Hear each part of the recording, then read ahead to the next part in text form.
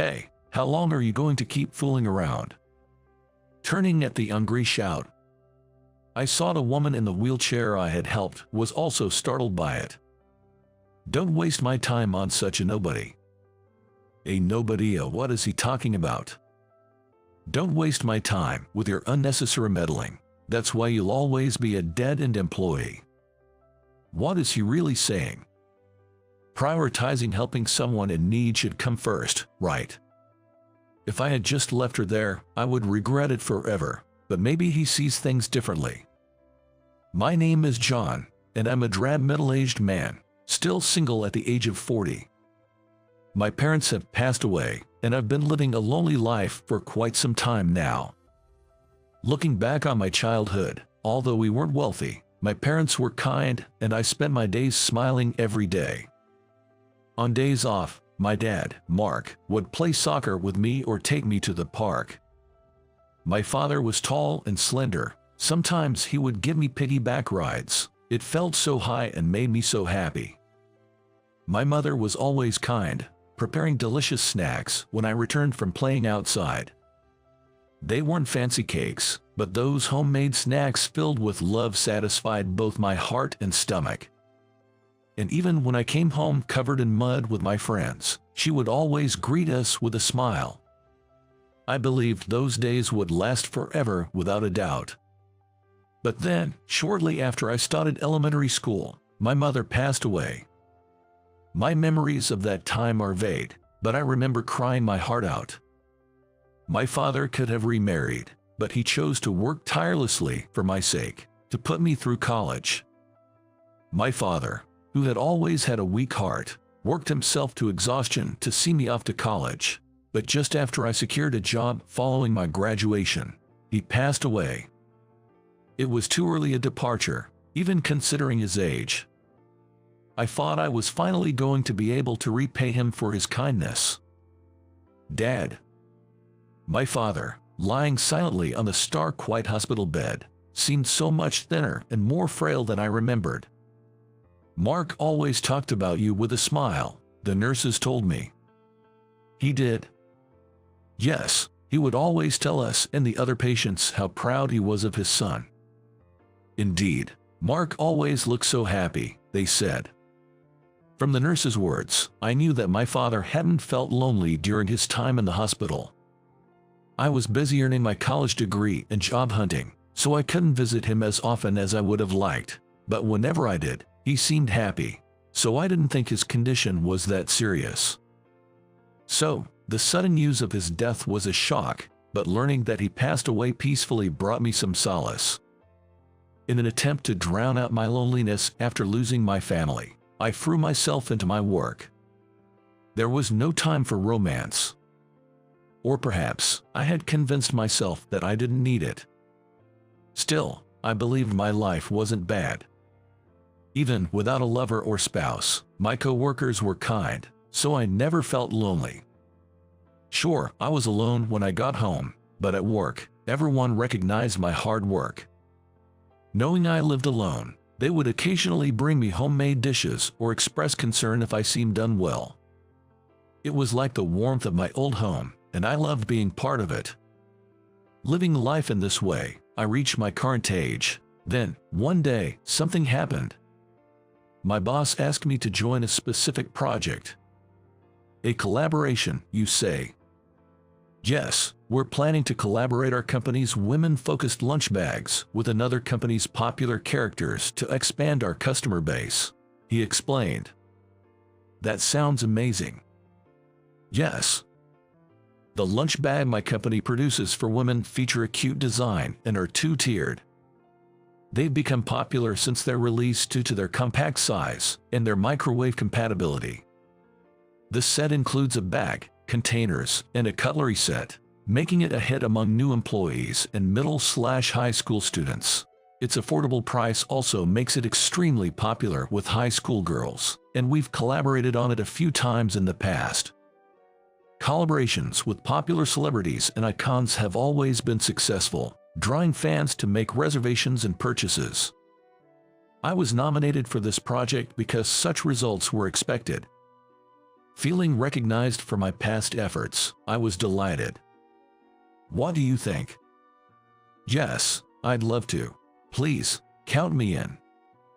I accepted the invitation from my boss with a loud, enthusiastic voice. The leader of this project was a man named Alex. I was to assist Alex in this project. Although Alex held the position of section chief, he was infamously known in other departments for not so good reasons. Initially, when the other members learned that Alex was leading the project, they worried, asking, "Is this going to be okay?" However, Alex had graduated from a prestigious university and had a track record of achieving great sales results. Thus, rumors also circulated that he was a promising individual, favored by the department head, Karen.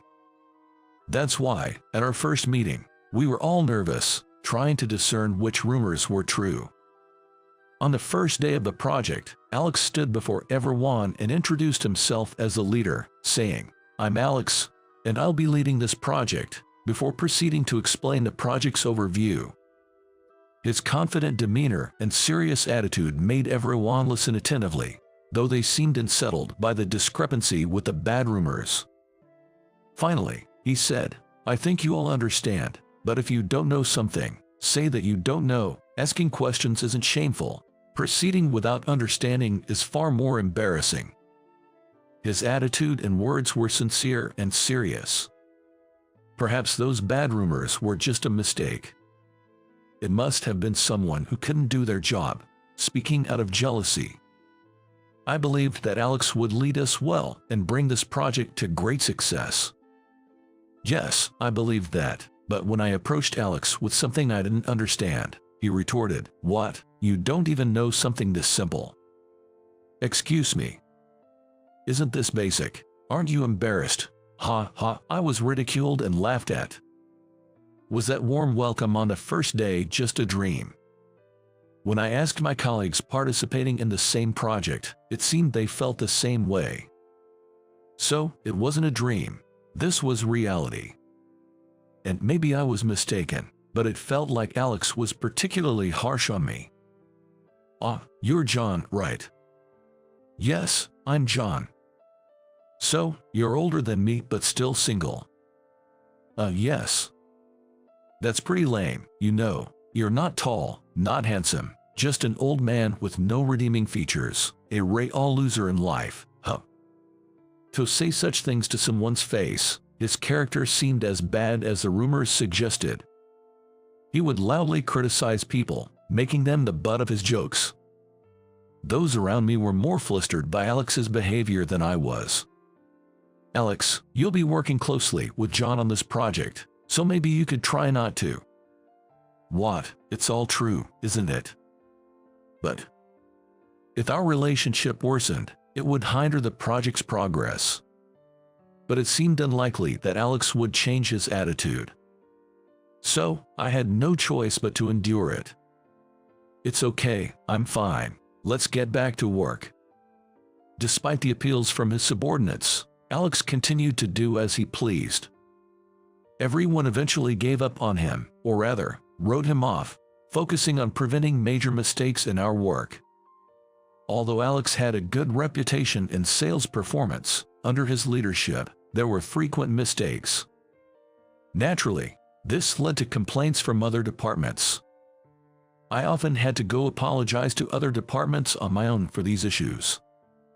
Seeing me apologize repeatedly, Alex would laugh again. "Is making mistakes and apologizing your hobby or what?" Although I believed it was his fault that I'm constantly apologizing, I kept silent and endured it, fearing that things would only get worse if Alex left. Although there were frequent troubles with other departments in the company, we managed to avoid issues with other companies and successfully commercialize a collaborative lunch bag for women. It turned out quite satisfying, both cute and practical in design. And then, it came up that we would have a press conference to announce the new product. This announcement wasn't just about unveiling a new lunch bag, but rather about which company collaborated with which character to create what kind of product, making the collaborating company the star of the conference. I wasn't going to be at the conference, but I was called in for preparation. It seems Alex, our leader, is likely to take the stage. Despite his complaints, he seems to be looking forward to it, judging by how he's getting a new suit. I spent my days praying that he wouldn't do anything unnecessary and just look forward to the event until the day of the conference. And finally, on the day of the conference, Alex and I drove to the venue together. We had to cross a mountain to get there, and even on the way, he kept grumbling, this is such a hassle, and lazily let me do all the driving. Almost over the mountain and close to the venue, I spotted a woman in a wheelchair and slowed down to a crawl. "What's up?" Ignoring Alex, who sounded annoyed, I focused on the woman who seemed to be having trouble with a step. It was clear she was struggling to get her wheelchair over it. Luckily, there were no other cars around, so I didn't hesitate to pull over to the left and stop the car, then rushed to help the woman. "What are you doing?" Alex snapped. "I'm going to help that woman to a safe place. Please wait a moment," I replied, but Alex just scowled and completely ignored me. It was just like him, so I prioritized helping the woman. "Excuse me, I can help you," I offered. "Really?" She seemed surprised. "Sure thing, I'll move it now." Saying that, I took hold of the handles of the wheelchair, stepped back a bit, and then turned it around. I managed to guide her wheelchair backwards to a place without steps or slopes. Upon a closer look, the woman seemed a bit younger than me. But it was clear from her attire that she held a respectable position. "Are you all right?" I made sure the wheelchair's brakes were on so it wouldn't move before speaking to her. The woman then smiled kindly and said, "Thank you, I really appreciate your help," expressing her gratitude with such politeness that I simply shook my head in response. Helping someone in need is just the right thing to do. That's what my father always taught me. "Excuse me, may I ask for your name?" "Of course, I'm John." Out of habit, I took out a business card and handed it to the woman while telling her the name of my company. The woman briefly widened her eyes in surprise, leading me to wonder, does she know our company? "Hey, how long are you going to mess around?" That's when I heard a yelling voice. "Don't waste your time on such a nobody." "What?" "Stop wasting my time with your unnecessary actions. That's why you'll always be a dead-end employee." Alex was yelling and had somehow moved to the driver's seat and started driving the car without me. "I'm going ahead, slowpoke, dawdler." After saying that, Alex drove off in my car, leaving me behind. What's with that attitude? Even the woman was taken aback by Alex's behavior, and I couldn't find the words to apologize. "I'm sorry you had to face that just for helping me." "No, it's okay. I can catch a taxi from here." "Thank you so much." The woman kept thanking me, and I assured her it was fine before we parted ways. Checking the venue's location on my phone's GPS, I realized it was within walking distance, so catching a taxi wasn't necessary, which was a relief. Thinking I could make it in time for the conference if I ran, I chose to do so. As I ran up the slight incline, I reflected on Alex's words and actions. Once this project was over, I probably wouldn't have to deal with him again. But working with Alex, I noticed something. He was very subservient to those above him in rank and could get away with small mistakes by charming them. And he was skilled at blaming others for his significant mistakes or making them clean up his messes. Indeed, I was the one who always ended up apologizing since this project started. It's because I felt that aides exist for that reason, and since I'm older, it's natural for me to do the job. I sighed deeply, thinking to myself, no matter how hard one tries, it seems impossible to win against people like Alex. The thought made me feel incredibly frustrated and helpless. When I arrived at the venue, out of breath, the press conference had already started, and I noticed employees from the partnering company glancing over at me. An employee, with whom I had spoken several times during our collaboration, approached me with a look of concern and offered me a glass of water, which I gratefully accepted. Alex was glaring at me fiercely, but I couldn't care less at that point. The press conference went smoothly and ended successfully. John, what happened? I was wondering what happened when that guy came in your car. People from our company knew about Alex's reckless actions. When they asked what had happened to me, I told them the truth about why I was late. About how on my way here, I came across a woman in a wheelchair. About how she seemed to be in trouble, so I stopped my car to help her. And how Alex had just watched us and then left us behind.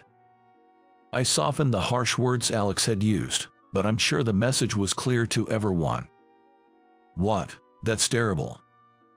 Alex, what kind of person does that? There were voices condemning Alex, but he just coolly retorted, "Oh, you got any proof of that? He's obviously lying. Besides, isn't the real issue here arriving late for an important press conference? Isn't that normal? Professionals shouldn't be late for important work.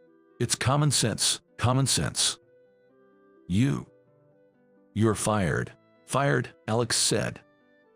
As he laughed out loud, the many people around him were watching. Alex's behavior was intolerable. We all agreed that once the product was successfully sold and the project was over, we would definitely go and complain about him to the higher-ups. But the next day, the situation took a significant turn. The famously beautiful President Smith came into the morning meeting looking pale. President Smith. What's going on? Everyone was naturally buzzing with questions as President Smith suddenly entered. President Smith marched in and said, "This is a serious situation," while looking at Alex, who had arrived late, and her expression darkened visibly. Seeing her beautiful face turn devilish, everyone gasped. Even Alex, faced with her genuinely murderous intent, stopped in his tracks. "You're Alex, right?" "Yes, I'm Alex."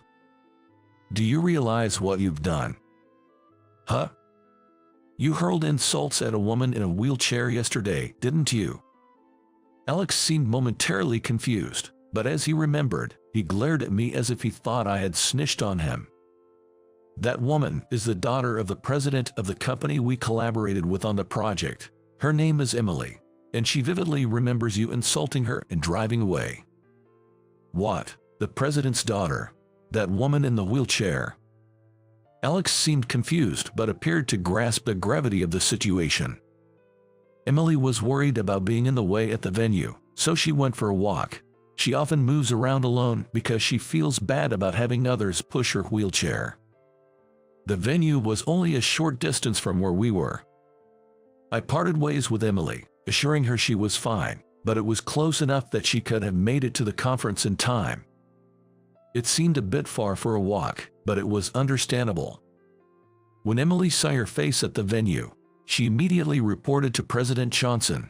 Then, first thing in the morning, President Johnson called, furious, demanding that we bring in the man named Alex. What are you going to do about this mess?"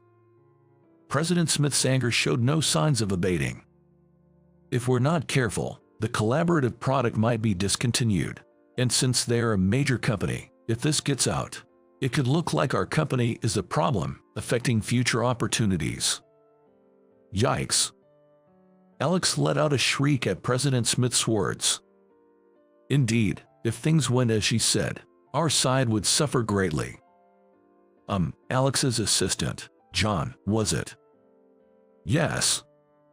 "You're coming with me to apologize to them." "Yes, I will."